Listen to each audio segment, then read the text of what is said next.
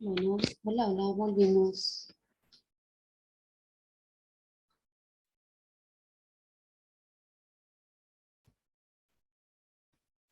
Esperen que un ratito, se congeló acá mismo.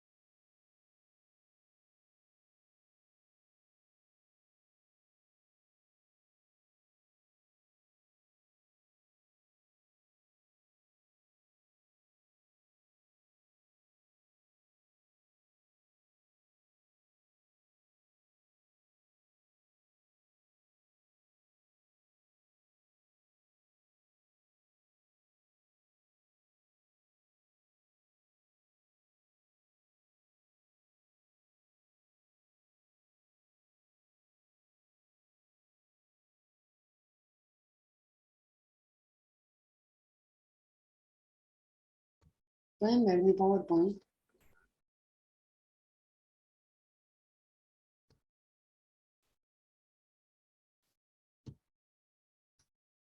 ¿Pueden ver mi PowerPoint, chicos, chicas? Nada, no se ve, profe. ¿No se ve? No. Esperen. Ahora sí. Bueno.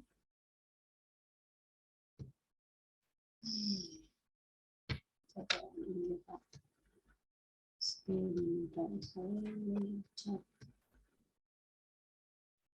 Ahora sí, dice Adriana, pero a mí no me aparecen las barras. Voy a probar de vuelta. Ahí está. Bueno, Rojas amarillas. No te escucho. Rojas amarillas. Sí. 30,600. 30.000. 600. esperen un ratito. Ahí está. ¿Dónde nos quedamos cuando se cortó?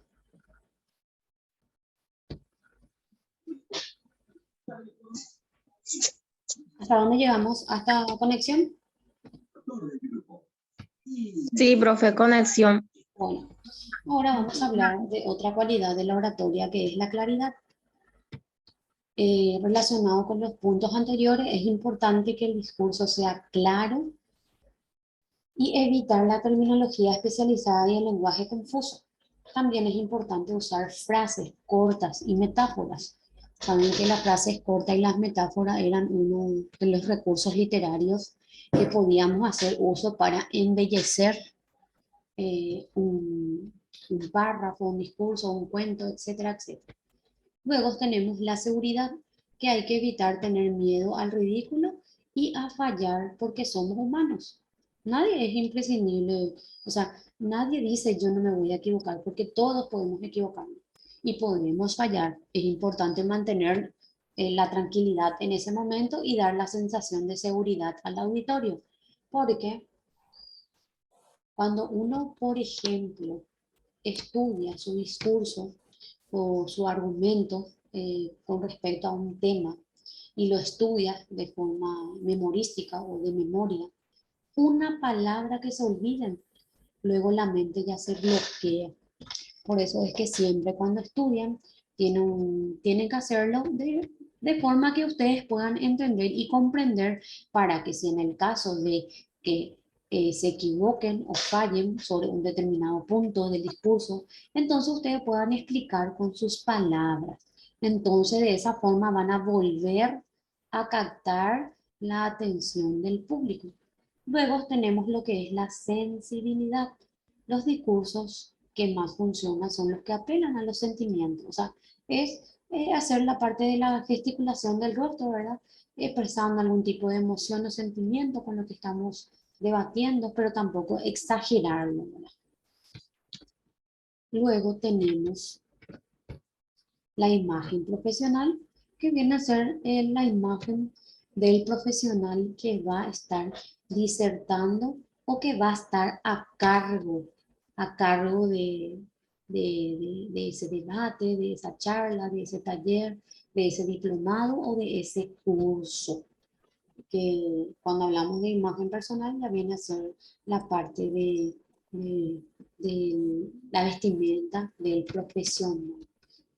Luego tenemos otro punto y habla acerca de cómo evitar el miedo a hablar en público. Hay personas que les cuesta poder expresar sus ideas frente a un auditorio o frente a un grupo de personas. El miedo a hablar en público es uno de los más comunes, pero no es imposible superarlo. ¿Cómo superaremos la fobia a continuación? Daremos unos trucos acerca de cómo perder el miedo.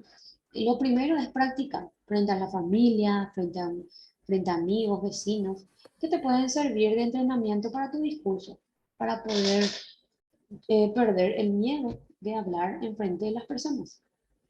De hecho, a algunos les habrá pasado que cuando tenían proyectos en la escuela o cuando teníamos que exponer, perdón, sobre un tema, teníamos que prepararnos súper bien. ¿Por qué?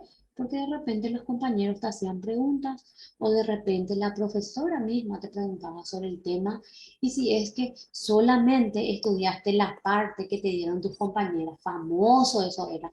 Estudiábamos solamente la parte y no estudiábamos todo el contenido de lo que era el trabajo de investigación. No sé si alguna vez les pasó. ¿Les pasó? A ver, Es la defensa de tesis, profe. exactamente. Pero ¿qué pasa? En la defensa de tesis, lo que ocurre es que si vos no hiciste y si mandaste a hacer, tenés que estudiar todo tu trabajo de punta a pérdida para poder conocer, y en el caso de que los miembros de la mesa examinadora te hagan preguntas, vos puedas evacuar las respuestas correspondientes a lo que te están preguntando. Pero si solamente estudiaste lo que está en tu PowerPoint y no sabes vender tu libro, entonces ahí es un problema. Luego tenemos la respiración. Hacer un ejercicio de respiración puede aliviar los nervios. Tómate todo el tiempo que necesites para hacerlo, ya que calmará mucho tu ansiedad. Después tenemos el buen comienzo. A la hora de hacer el discurso es importante que prestes atención al inicio, ya que es la parte más importante y el comienzo determina cómo irá el resto del discurso. Así que una buena pregunta, una frase con gracia puede ser un buen inicio. De repente podemos iniciar nuestro discurso con un refrán o con una metáfora o algo que sea del agrado del público para romper el famoso hielo, ¿verdad?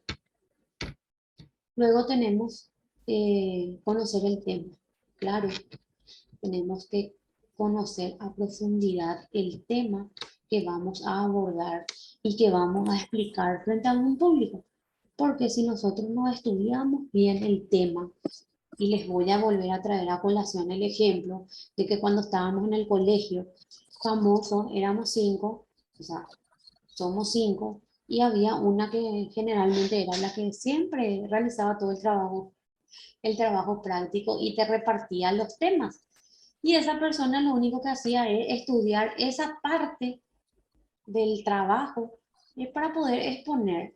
Pero ¿qué pasa si un compañero no puede responder una pregunta del auditorio o de los compañeros o de la profesora? Evidentemente para eso está el grupo, para poder ayudar a responder lo que ese compañero o esa compañera no supo. Entonces, por ende, siempre es importante que estudien todo el tema de un título de investigación que les tocó. Bueno, tenemos ahora técnicas para tener una buena oratoria.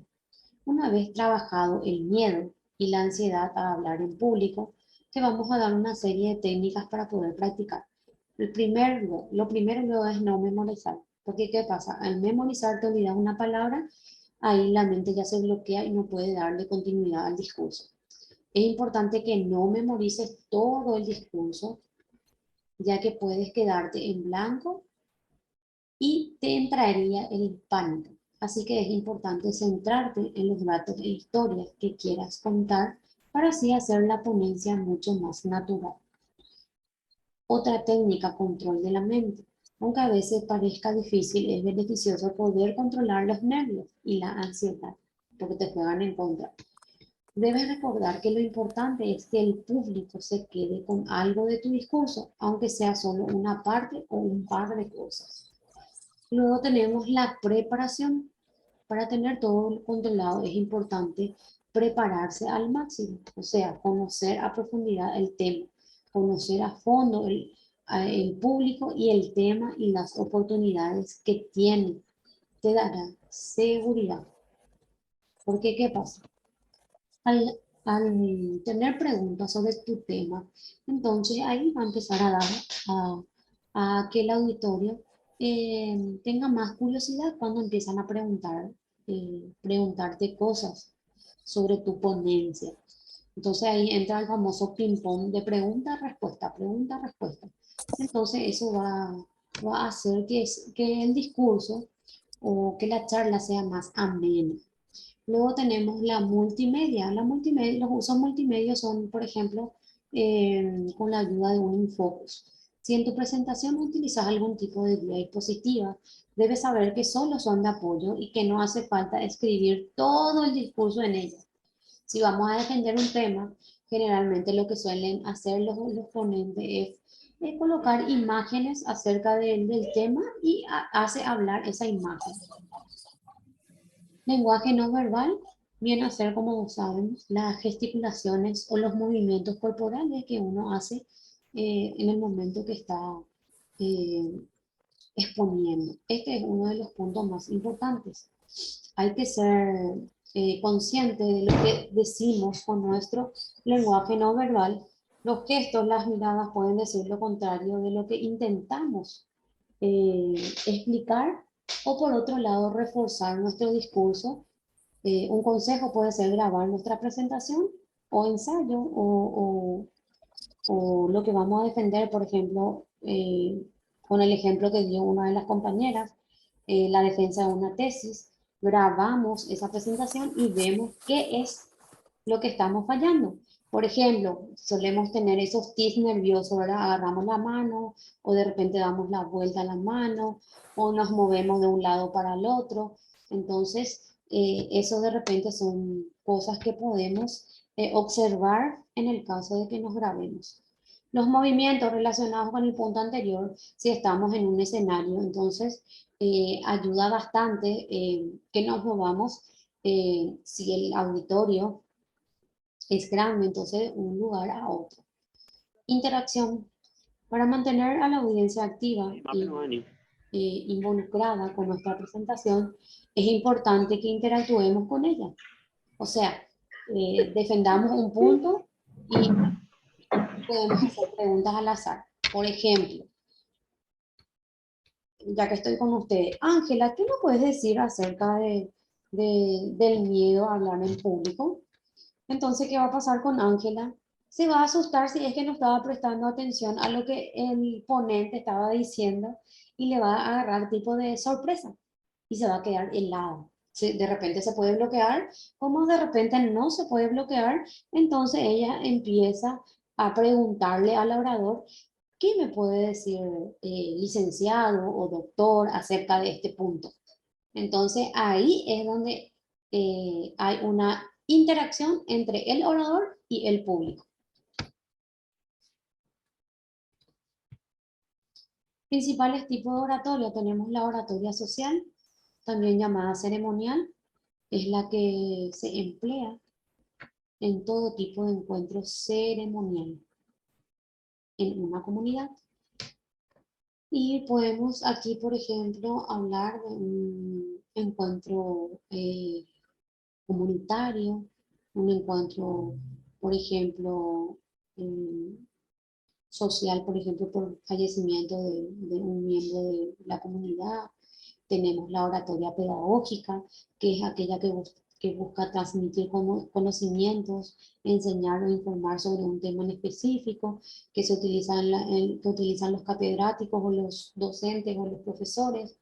La oratoria forense, que se da en el ámbito de la ciencia jurídica, para poder exponer con claridad los hechos e informes de distintas figuras dentro de la rama judicial, por ejemplo, los jueces, fiscales o abogados, que esto generalmente se suele dar cuando ocurre un fallecimiento de una persona y se ordena el estudio forense y sale el médico forense e informa cuáles fueron las causas de fallecimiento de esa persona. Luego tenemos la oratoria política, que se da en un marco público, que son las famosas oratorias que hacen los políticos para defender sus proyectos o sus metas, y en el caso de que se le elija presidente. Podemos encontrar en los debates presidenciales, ruedas de prensa, de políticos, etcétera. Principalmente su propósito es exponer y tratar temas relacionados con el gobierno y las ideas políticas. La oratoria religiosa la podemos identificar en los sermones que acompañan las misas, en los sermones cristianos. Por ejemplo, más que nada, este tipo de oratoria trata sobre los asuntos de fe empleados por curas, predicadores, pastores o misioneros. Y la oratoria militar acompaña la institución militar que evoca las virtudes de los soldados para el combate. Por ejemplo, cuando se pretende despertar fuerzas, heroísmo, patriotismo y valentía. Luego tenemos la oratoria artística, que tiene como objetivo producir un disfrute estético en los oyentes. Se suele emplear en performance, teatro, canto, rap, etc. Y por último tenemos la oratoria empresarial. Es la que emplean los empresarios, emprendedores, las personas relacionadas con el mundo de marketing, el famoso MKT, ¿verdad? Para alentar a los clientes y a las personas involucradas en su área de negocios. Tiene como objetivo cumplir los objetivos de una empresa. Características principales de la oratoria. Tenemos la elocuencia, que son ideas y oraciones que deben tener fluidez, propiedad y fuerza. La elocuencia también se puede relacionar con la capacidad de convencer o persuadir, que tenga el discurso. Embellecimiento, se deben emplear elementos del lenguaje que hagan de sus palabras bellas, ya sea con el tipo de oraciones, la rima, la métrica o las figuras literarias que hemos estudiado anteriormente. El propósito, todo orador debe tener claro el propósito de su oratoria, a fin de que el fin con el que proclama dichas palabras. O sea, es más que nada conocer con profundidad el tema que está exponiendo. El impacto en relación con la elocuencia de la oratoria debe tener un impacto sobre las personas quienes están escuchando, ya sea a nivel emocional o a nivel intelectual. Dirigido a un público, la oratoria no es una actividad privada, siempre está dirigida a un público y en auditorios, aulas, coliseos, tarimas, etc. Bueno, acá termina oratoria. ¿Tienen alguna pregunta?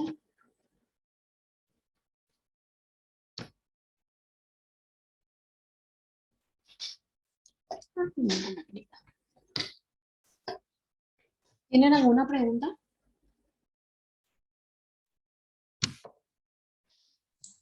No, profe, se entiende hasta ahí. Ok, vamos a continuar entonces.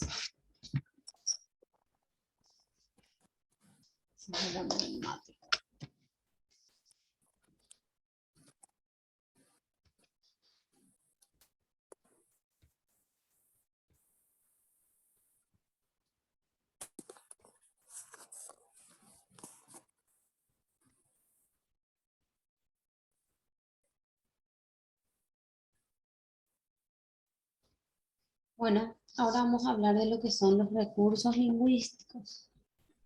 A ver.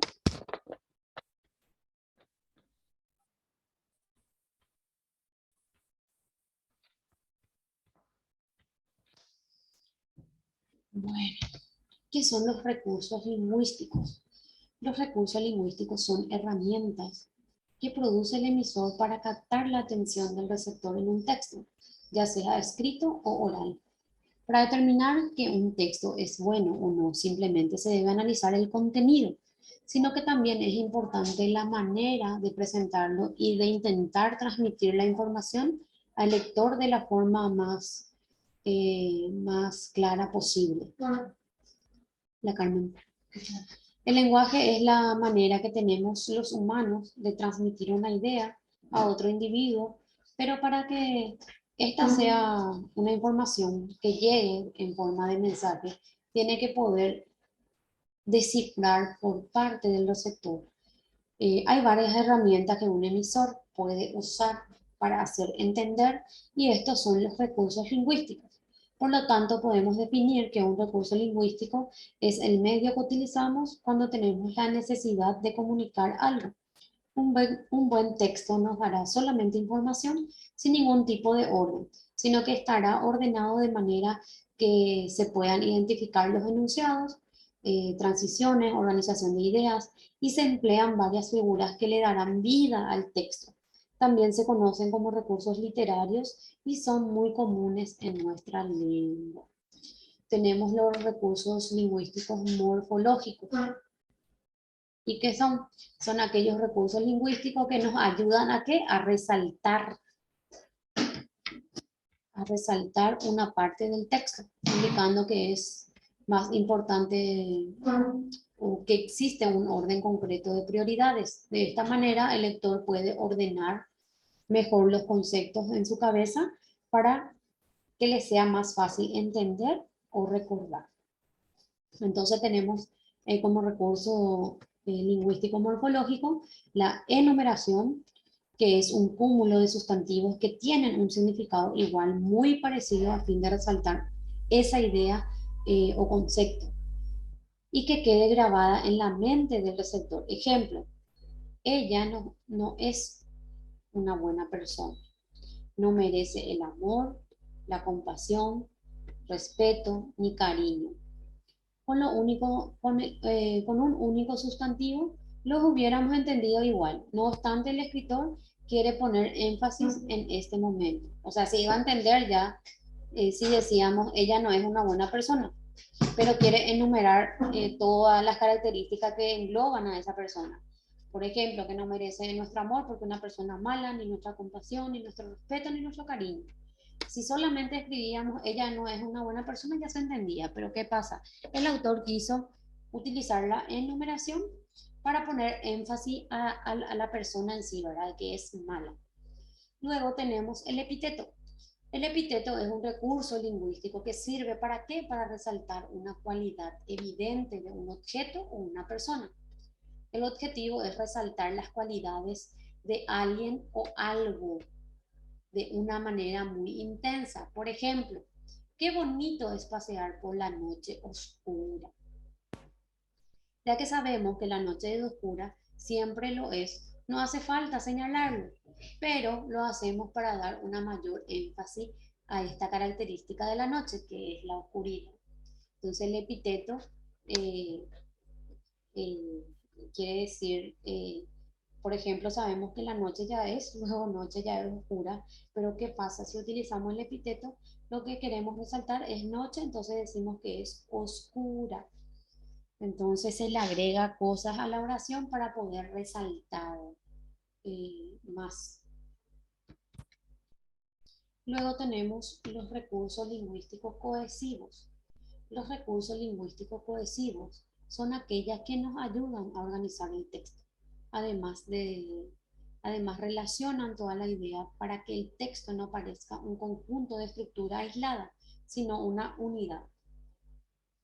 Estos diferentes tipos de cohesivos son, tenemos los conectores. Son palabras que se utilizan como puentes entre las oraciones para unirlas entre ellas en un párrafo, y también son palabras que se posicionan entre párrafos para unirlos entre ellos. Unen cada una de las estructuras de un texto para hacer que sea una sola unidad. Los conectores pueden indicar jerarquía, pueden indicar orden, pueden indicar oposición. Ejemplo, en primer lugar, por último, en cambio, en resumen, a continuación. Entonces, podemos decir, en primer lugar, teniendo en cuenta el punto de vista de que la noche es oscura, tendremos que resaltar acerca de la oscuridad de la noche. En segundo lugar, tenemos tal cosa. Entonces, esos son conectores. Cuando hablamos, por ejemplo, en primer lugar, en segundo lugar, y cuando vamos a terminar alguna idea, y por último, tenemos que tal cosa, tal cosa. Entonces, esos son los conectores.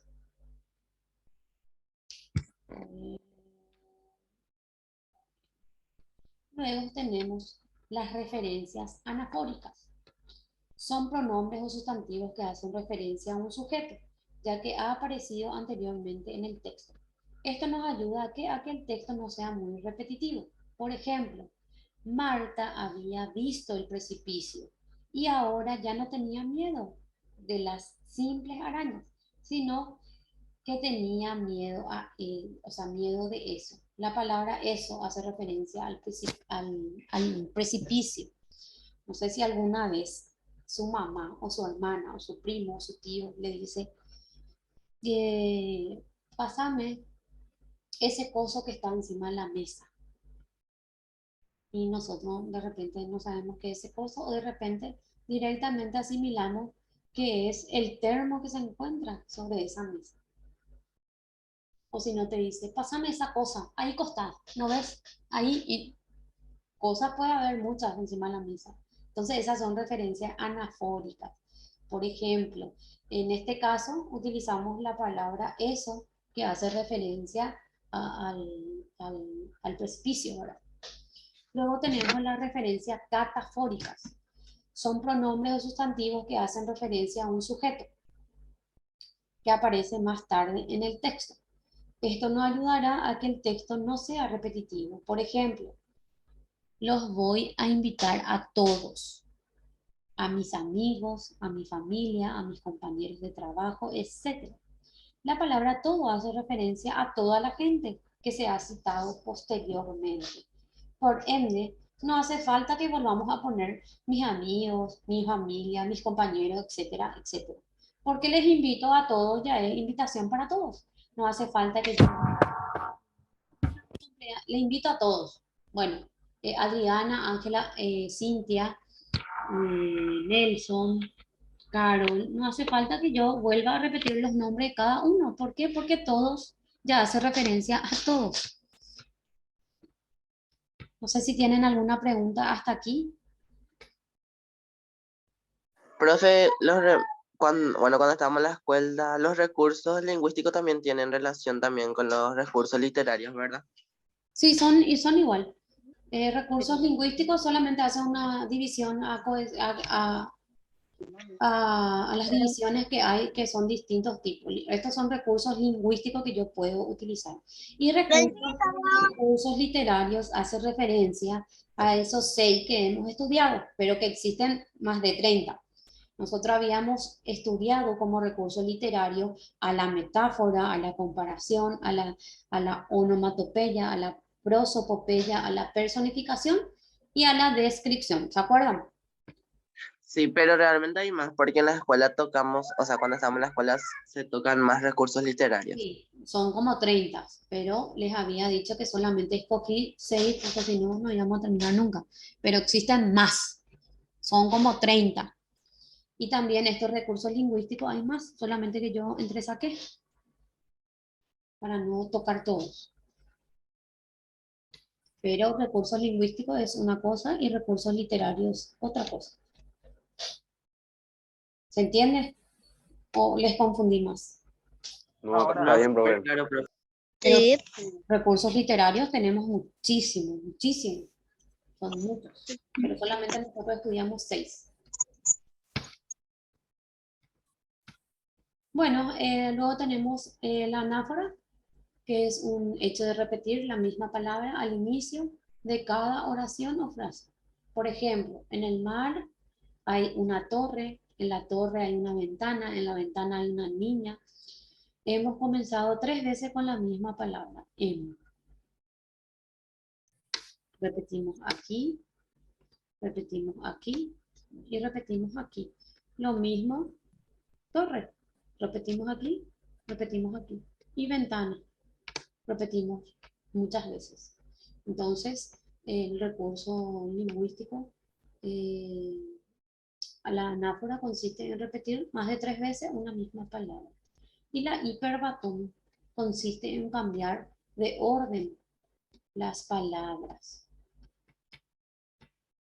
para lograr un significado como dice distinto. Por ejemplo, el pobre hombre venía caminando, no es lo mismo.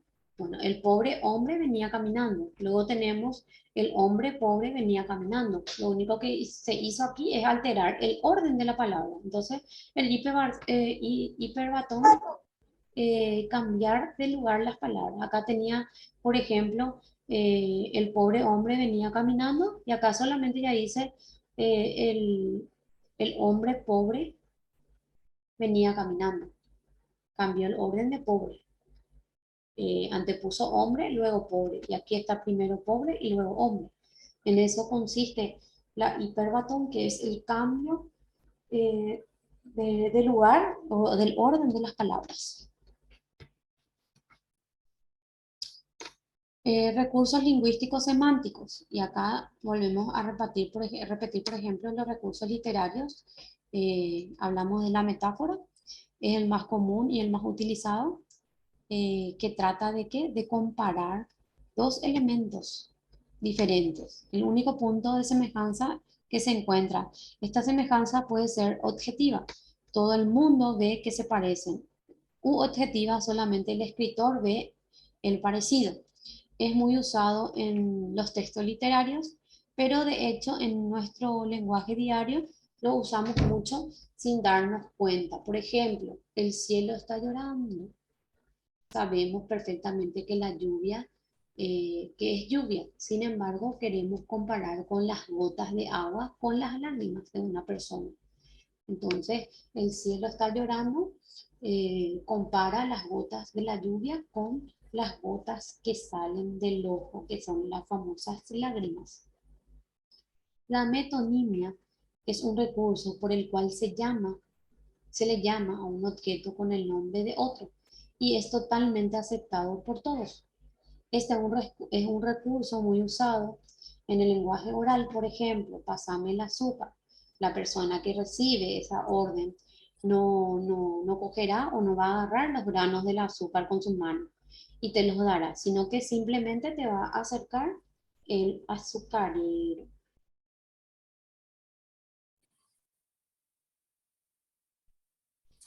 Bueno, luego tenemos la comparación.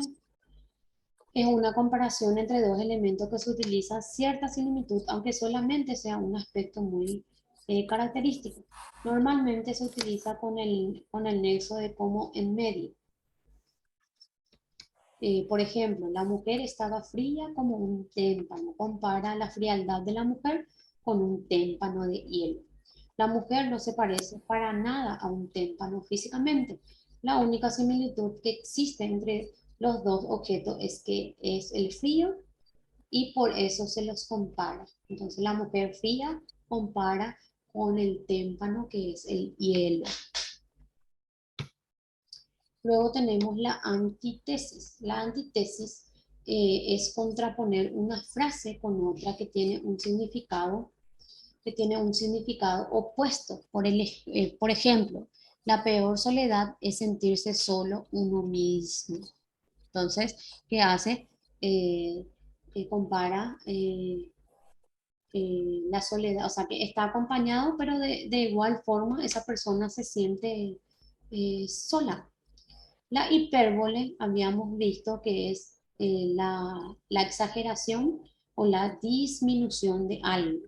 Es la herramienta con la cual maximizamos o minimizamos las cualidades o acciones de algo o alguien. ¿Para qué? Para captar la atención del lector de una manera rápida y eficaz. Por ejemplo, tengo tantísima hambre, o sea, tengo muchísima hambre, estoy exagerando con el apetito que tengo, que me comería una vaca yo sola y seguiría teniendo hambre. O sea, eso sería una exageración.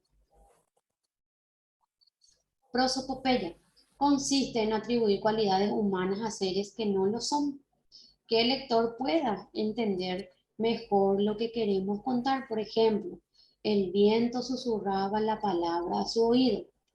El viento no puede susurrar, pero compara el sonido que hace y le atribuye una cualidad humana que se le parezca. En este caso es el susurro. Podemos escuchar cuando el viento es muy fuerte, que hace tipo como un zumbido. Entonces la prosopopeya que era son los ruidos o el sonido que puede producir algo. Los recursos lingüísticos fonéticos. Los recursos lingüísticos fonéticos son aquellos que a través de algún tipo de sonido ayudan a que el texto